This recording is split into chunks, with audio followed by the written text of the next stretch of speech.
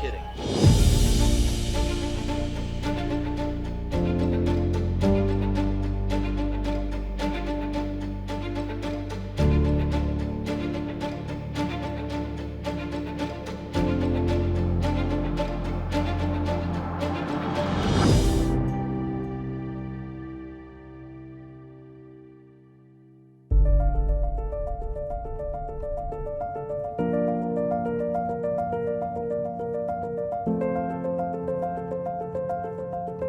The Pebble Beach Concours, how do you describe Pebble Beach?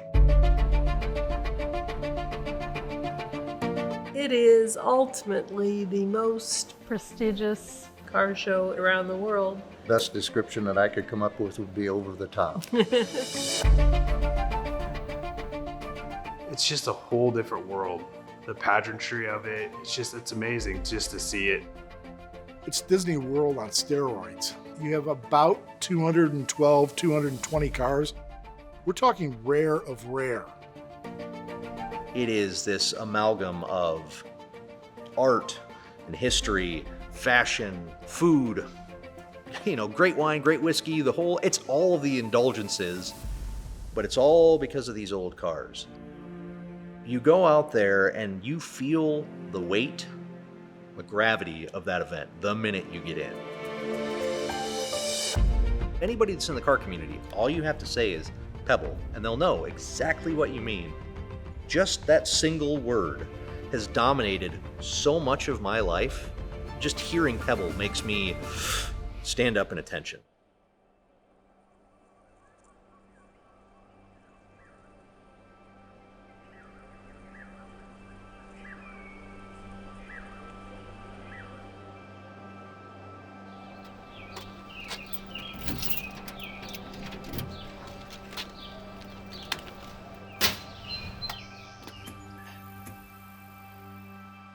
LaVine Restorations restores high-end classic and antique automobiles.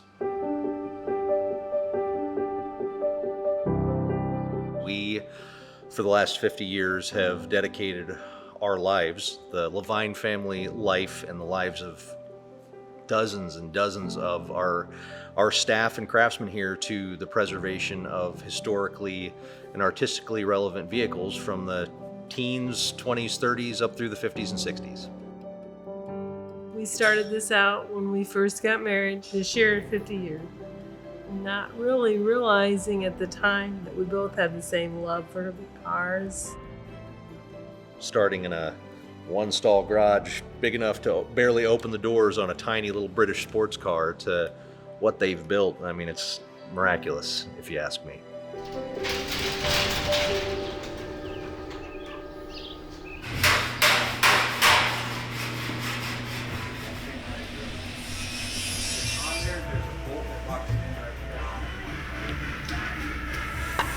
Lay that down.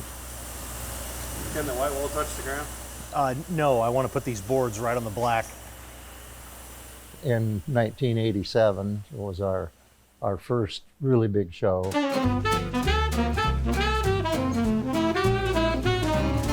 Mom and Dad, they had a client by the name of Tom Lester. Tom gets a hold of my parents and says, hey, I have this 28 Minerva, Type AF transformable. It's a Hibbert and Darren design. I want to go to Pebble. As special and elegance awards. We had never gone to Pebble Beach. He had never been there himself. And Minerva seems like it's been one of our kids for since 86. Yeah. We're united in our shared quest for the automobile. So they took this challenge on, went through and did this over-the-top documentation, incredible research, the things that they built this company on with that car. They were all out to Pebble Beach that year, and judging goes through.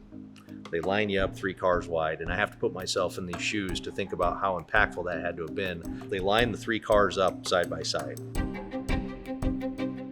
You don't know. First car gets called up, you're third in class. Other car gets called. So they must have been losing their minds then. It is very, very nerve-wracking. stressful. Then you get into the winner's circle. All the cars that won their classes get pulled to the side. Well, then they pick 4 cars out of that. and they line them all up against each other.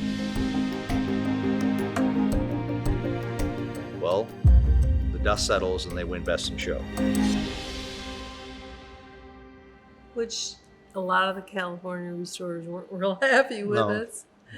Coming from the Midwest and not really knowing us. This was a car that was just compared to the other work and everything that was being done at the time, it was just light years above any other cars there.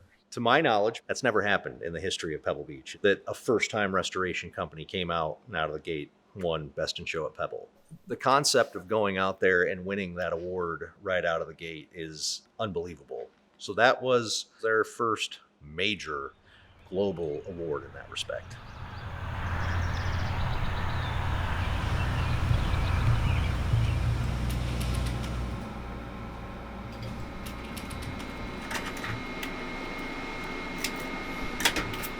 Blinding me with your light.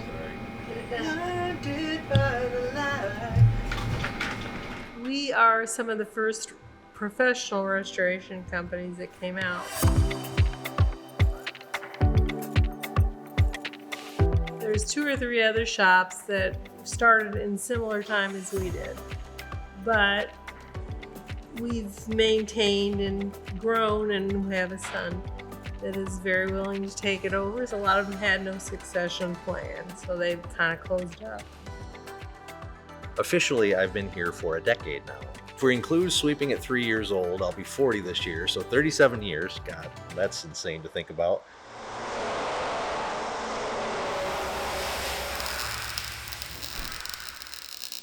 This bothers me right here. I want to see if we can extrapolate out what the correct clamp is for this. Travis is a phenomenon. He went into law, practiced in Chicago and Washington, D.C. and stuff.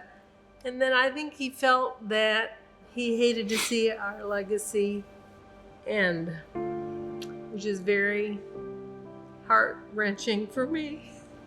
It's all right. As you talk to Travis and are around him more and more, you soon realize that you don't tell Travis it can't be done. He'll try and show you wrong. I just want Travis to feel like he's got his freedom to do what he needs to do, but he also needs to respect, and he does, our way of working. He's not pushing us out. He's keeping us here involved and just in a nice way.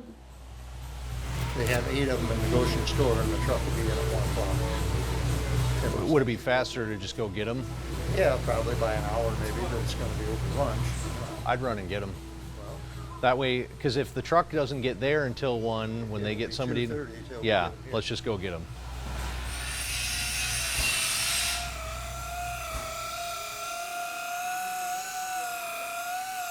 We need everyone to understand without our guys, we would be nothing, because we cannot accomplish as much as they have in the last many years. On any given day, between 10 to 12 cars that are being cycled through and rotated, we probably have 17 in the shop right now.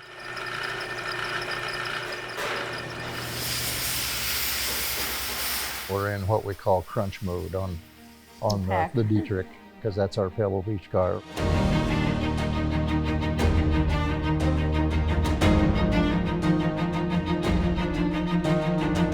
The Packard is owned by Jack Boyd Smith of the JBS Collection. Jack Boyd Smith Jr., very important to note the junior here. The project behind me is a car that I had purchased as a 34 custom Packard Dietrich. Packards in general are excellent. If you're working a 1934 Packard, for many that's regarded as the pinnacle of Packard design. And then you had what were known as full individual customs, which this car is. There were 12 built for 34, all went to wealthy individuals. In our case, we have this really awesome scenario where the woman that ordered it was this trailblazer. The woman we're talking about today has earned herself the title as the woman who tamed the Arctic. I knew at the time that it was owned by a woman, Louise Boyd, and nobody knew who she was.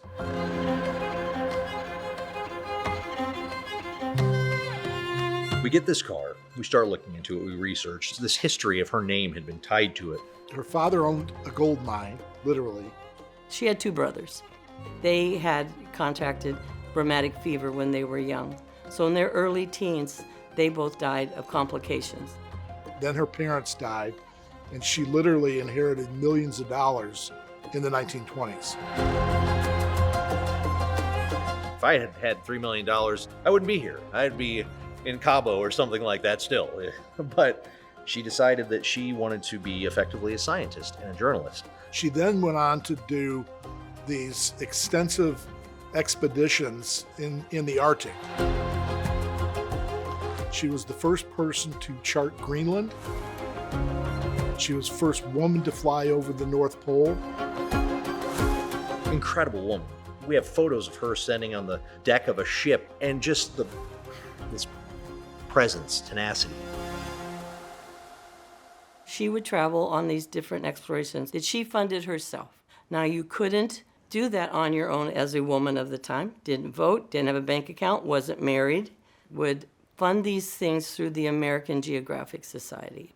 So she has this car built to be shipped to Poland, and she's working with this American Geographic Society to document life in Poland at that point in time, and has this car built for her and her driver, Percival, to go and travel around Poland.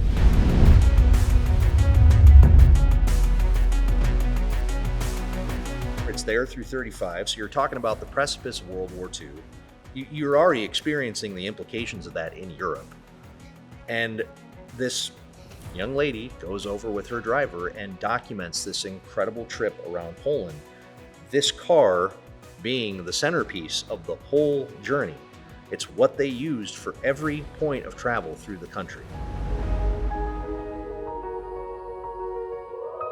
I think whenever you have a story behind a car, you can have a name. A lot of people don't know who the person is, but if you have a story, now that person comes to life. Now Louise Boyd has a personality. To see these black and white photos of this car with this young woman and her driver going through Poland, the confluence of events to have a 34 Packard, it's a 12-cylinder, it's a custom body, built for the purpose of going over to Poland to document life on the cusp of World War II, and knowing that that is the car that did it. What had to be done to just ship a car, right? It's mind-blowing, and I am incredibly honored to be able to talk about, I feel like, in the most in-depth way I've seen ever with this vehicle, and that is amazing. People openly told me the Arctic was a place only for men, that for me to go where I did was not to be taken seriously. Determination and persistence brought me to the position I achieved. As a trailblazer, I think that says what Louise was about.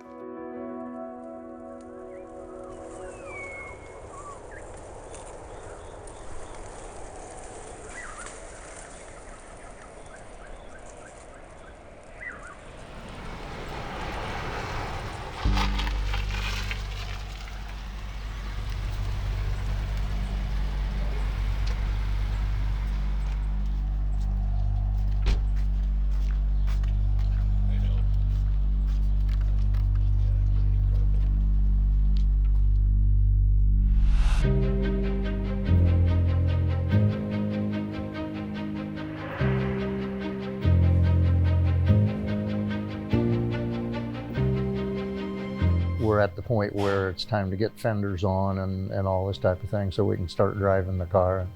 The next couple months are going to be all out.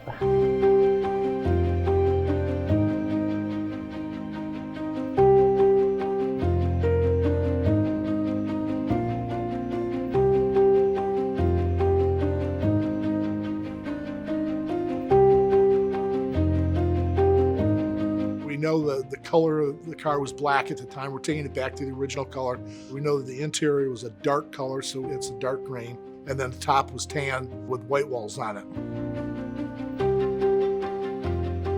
we always had documentation, you know, that we could show factory pictures or anything like that that would document what we've done.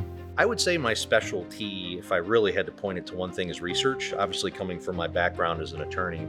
And when we were researching this car, she had a custom hood ornament made. There are just two photos that show this. One's further away but in full frame, and then there's a car pulling into just the upper right-hand corner of this photo with two kids in front of it. A good friend of mine, Chris Summers, who's a historian in the industry, he goes, "Travis, she was the Arctic explorer. What do you think it is?" "It's a polar bear." And I thought, oh my God. So the journey then began, we got to find this polar bear. It hasn't been with the car conceivably since she got back from Poland. So start calling around, nothing. So young lady that works here, research assistant, Daisy, we were looking through research online, and she finds this museum. In their archives, they have pictures of these polar bears because the museum is housed in her childhood home estate, the gatehouse for it.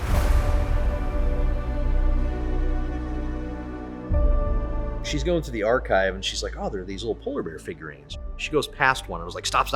Scroll back. She's like, "I don't think that's it." And I'm like, no, I think it is. And they contacted her and they said, you know, "Do you know anything about this car?" And the woman said something like, "Well, I have the hood ornament for this car right here on my desk." And there's this pause, and somebody from LaVine said, "Well, we have the car." And the line went quiet.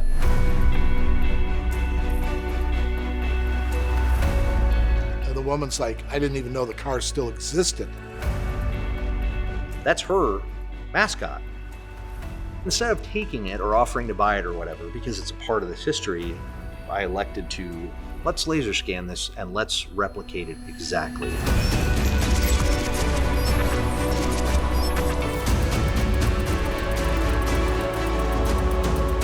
We stripped away the enamel that's on it, we make sure all the details are there, and we have a perfect replica of this hood ornament. It's like sliding the wedding ring on at your wedding. It's that last little token of completion, like we've arrived.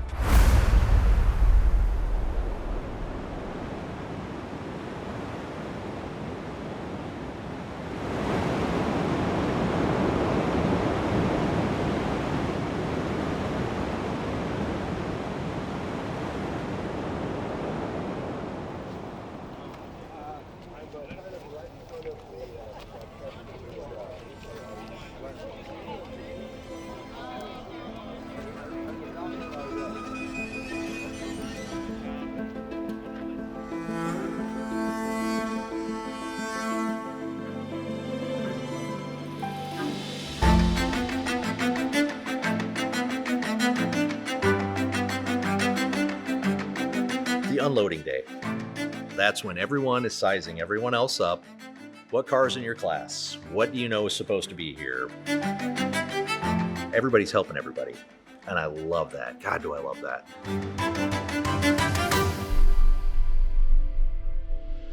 Then you got Thursday.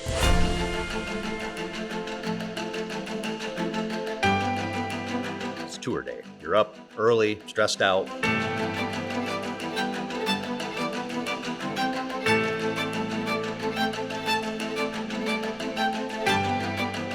And then all of a sudden you see all these hundreds of millions of dollars worth of cars line up to actually do what they're built to do, which is go for a drive.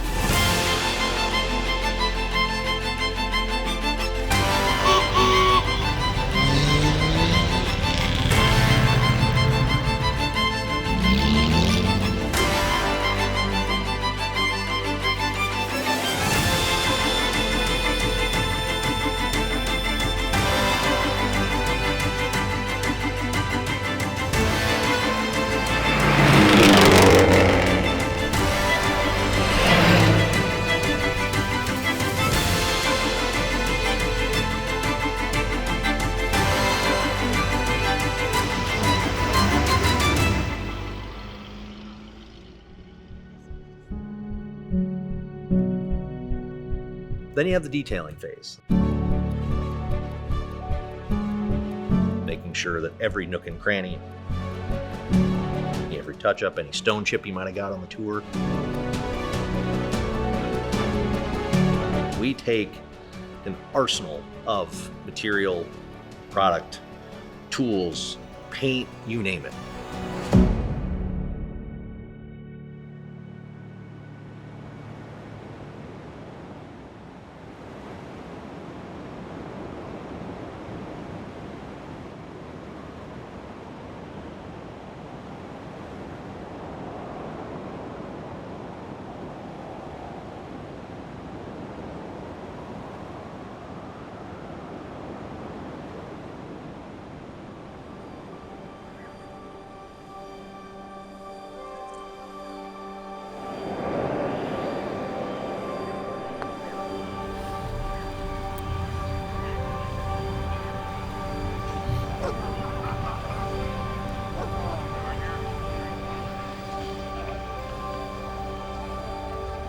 Sunday morning rolls around.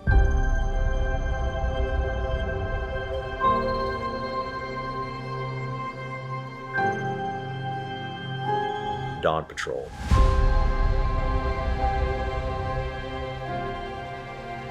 We're up at 4 o'clock. Get in line. Roll onto this field. You see all these headlights of these multi-million-dollar cars and the sounds and the sights.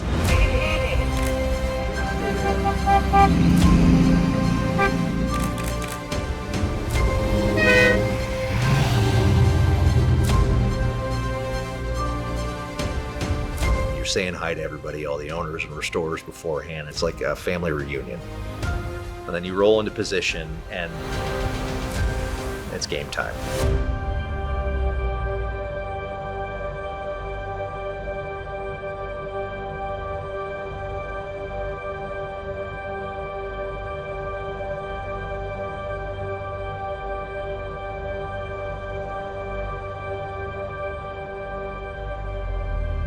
Judging rolls around. You spend that period of time pleading your case, answering questions.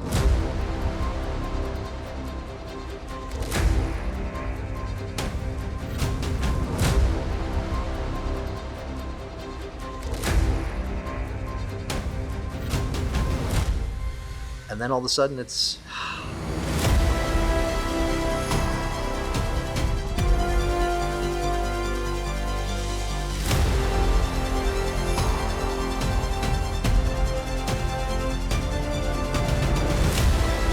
finally get to look around at this unbelievably beautiful setting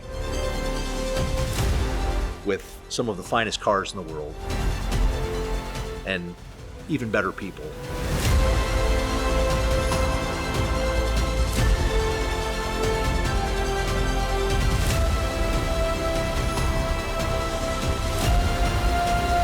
Very emotional experience.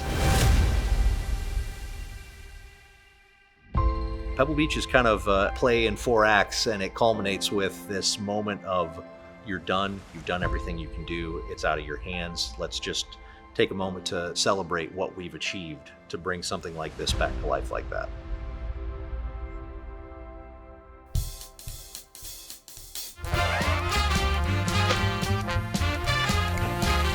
The honorary judges. 125th anniversary of Packard. 3rd place, congratulations. 2nd in class, it looks fabulous. 1st in class. Well, that's the last of our class awards of the afternoon, but... If you don't win your class, it hurts, obviously. We've worked so hard to get the car to that point. Everybody has. There's such an appreciation for all these incredible cars on the lawn, and Pebble does such a good job as an event of reflecting that. It's important to remember, though, that whether or not your car wins a class award, it is still eligible for the 20 special awards and the 4 elegance awards. You you become friends with the people that are kind of responsible for your class, right? How you doing, man? Oh, you again, huh? That's right. And then all of a sudden they'll come up and they'll be like, hey, congratulations. Just want we need you at your car in 5 minutes or 10 minutes. And all of a sudden you're like, whew. Our next special award is the Briggs Cunningham Trophy. And it goes to the 1934 Packard 1108 Dietrich convertible sedan, owned by Jack Boyd Smith Jr. of Elkhart, Indiana. And then you line up and you look to your left and you look to your right and you see these other people that are in line with you and excited, and you're saying congrats and congratulations, and it's awesome. You've won an award. You're talking about a fraction of people. You care about history and cars and art and fashion and all that jazz. In that singular moment, you are on top of the world.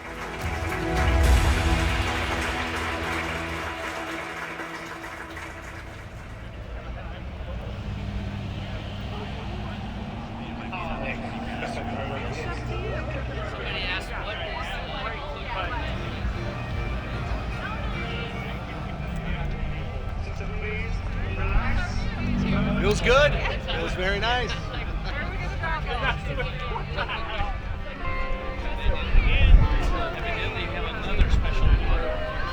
Everybody made it. Hey, Let me validate that for sure, but I'm pretty positive. Another award. Yeah. Let me check. You might have to go back again. all right. That's all right. She needed to get some miles in today. Okay. Our next Elegance Award is the Gwen Graham Most Elegant Convertible Award.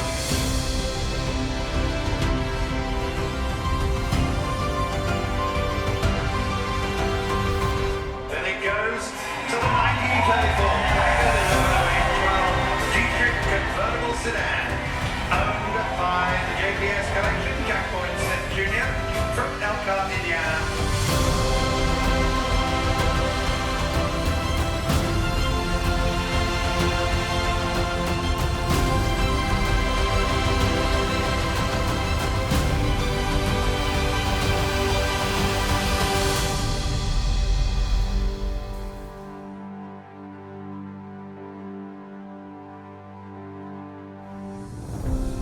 Very few times in life anymore where you can shut out all the noise and be involved in something.